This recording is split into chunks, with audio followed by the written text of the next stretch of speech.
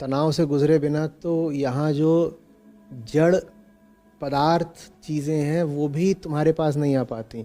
ये ऐसा बनने के लिए कितने तनाव से गुजरा है सोच सकते हो? जिन लोगों ने मैन्युफैक्चरिंग पढ़ी है वो जानते होंगे क्या बोल रहा हूँ मैं। ऐसा हो पाने के लिए कितने तनाव से गुजरा है कल्पना करो। जो कपड़ा भी तुमने पहन रखा है वो कितने तनाव से गुजर के आया है तुम तक। एक एक रेशा, एक एक फाइबर, तनाव से, ताप से।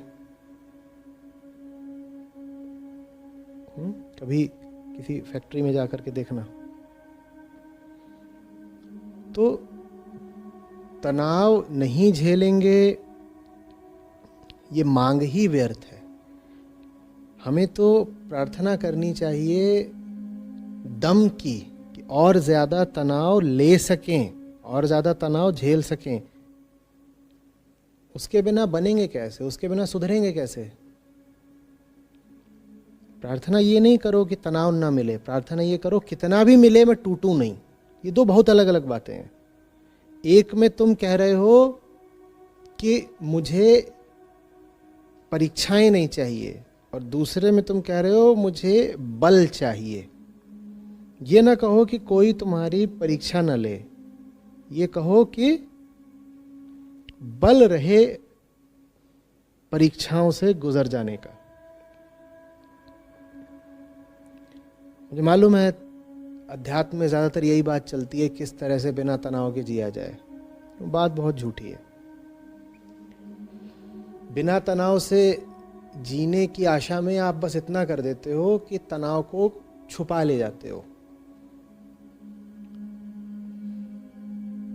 तनाव को अपने ही अचेतन मन में दफन कर देते हो। पर वो लाश उठेगी, वो भूत घूमेंगे भीतर ही भीतर। इंसान पैदा हुए हो, और इंसान पैदा होने का दंड है तनाव झेलना। हाँ, तुम इतना ज़रूर कर सकते हो कि सही तनाव झेलो और ज़रा पुरुषार्थ के साथ झेलो। इंसान पैदा होकर भी कोई अगर मांगे कि मुझे साहब ज़िंदगी में ज़रा भी तनाव ना रहे, तो वो फिजूल और अनधिकारी मांग कर रहा है।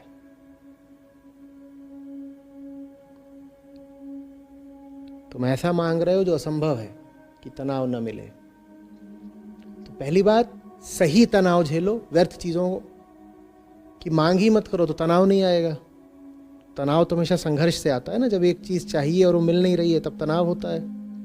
व्यर्थ चीज़ें मांगो ही मत, तो उस तरह के तनाव से बच जाओगे।